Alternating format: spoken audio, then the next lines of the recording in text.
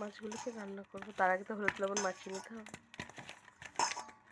এই মাছগুলো রান্না করবো। কী দিয়ে রান্না করবো সেটাও দেখাবো। তো চলো আগে মাছগুলো ভেজে নিই। এই যে আমি কড়াইটা বসিয়ে দিয়েছি মাছ ভাজার জন্য। কড়াইটা গরম হয়ে গেছে।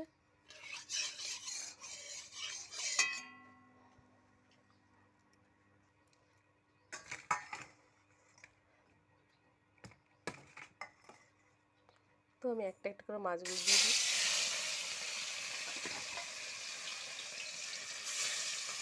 রান্নাটা যদি তাড়াতাড়ি হয়ে যায় তো খুবই ভালো লাগে। রান্নাটা যদি তাড়াতাড়ি না হয় কিন্তু কেমন যে লাগে, ধীরে ধীরে। পাপাকে আমি তেমনি পারি না, মানে অত তাড়াতাড়ি রান্না করাও যায় না। সবসময় কোলে কোলে কোলে, ওকে তো সবসময় কোলেও রাখতে হয়। এদিকে ওর জন্য আমার রান্নাটা দেরি হয়ে যায়। তার জন্য ওর বাবা আজকে ধরে আছে, তো আমি ভাবলাম রান্নাটা করে নিয়ে ফাঁকে। তো তাই রান্নাটা আমি বসিয়ে দিলাম। এই যে দুষ্টুমি করছে, ও বিছানাতে আছে, দুষ্টুমিও করছে। সবসময় শুধু কোলে থাকবে, কোলে থাকবে, নামবে না। একটু নামালেই ব্যাস, ওকে কাউকে না কাউকে লাগবে। তো আজকে রান্না করব হচ্ছে, এখানে যে একটা কাঁচা কলা নিয়েছি, কাঁচা কলাটা এটা দিয়ে দেবো তরকারিতে। আর এখানে 4টা পিস বেগুন ভাজা করব। আর এই আলুটা দিয়ে তরকারিটা রান্না করব, মানে একটু আর রসা রসা টাইপের করবো মাছগুলো দিয়ে। ঝোল, অতটা ঝোল রান্না করব না। আর এখানে করবো হচ্ছে এই টমেটোগুলোর চাটনি। তো এখানে আমি এটা কড়াইয়ে বসিয়ে দিলাম। এখানে মাছ ভাজা হচ্ছে আর এখানে আমি এটা কড়াইয়ে বসিয়ে দিলাম।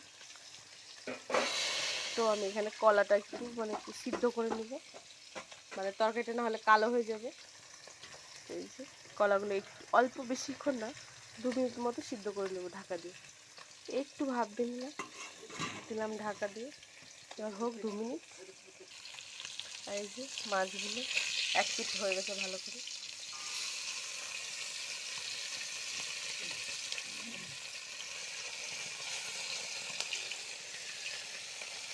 তো মাছগুলো পুরাই ফুটছে একদম। সেই মাছগুলো আমি একটা একটা সব উল্টে দিয়ে দিলাম।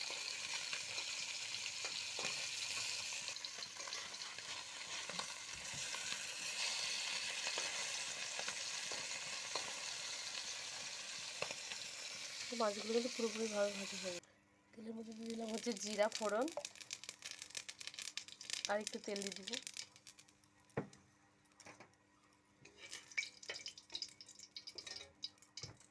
সম্পূর্ণ আলুগুলোও দিয়ে দিচ্ছি।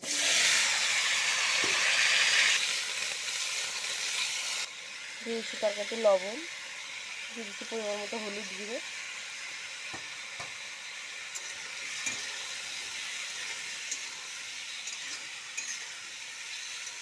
এবার দিয়ে দেবো ঢাকা। এই যে আলুটা কিন্তু সুন্দর ভাজা হয়ে গেছে। এর মধ্যে যে সিদ্ধ করে রাখা কলাটা দিয়ে দিচ্ছি এখন। এই যে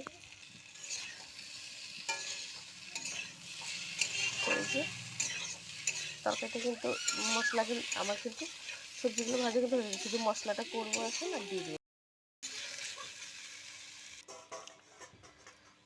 তো এই যে মশলা করা কিন্তু হয়ে গেছে। এবার এটাকে সুন্দর করে ভেজে কষিয়ে নিয়ে ঝোলটা দিয়ে দেবো। সুন্দর হয়েছে ভাজাটা, তাড়াতাড়ি হয়ে যাবে। আর আলুটাও কিন্তু অনেকটা সেদ্ধ হয়ে গেছে। এই যে তো আমার কিন্তু কষানো হয়ে গেছে। এখানে গরম জল করে রাখছিলাম, গরম জলটা আমি দিয়ে দিলাম তরকারিতে।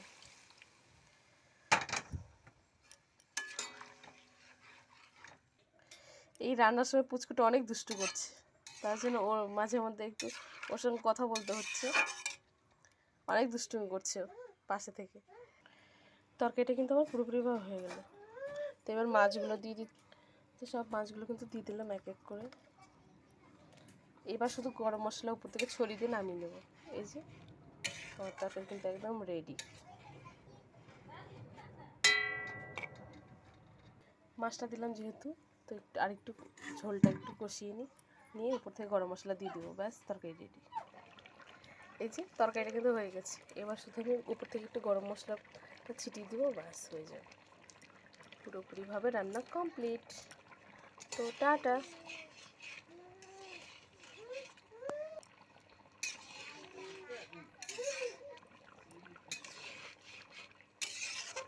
তো আবার দেখা হচ্ছে নেক্সট ভিডিওতে।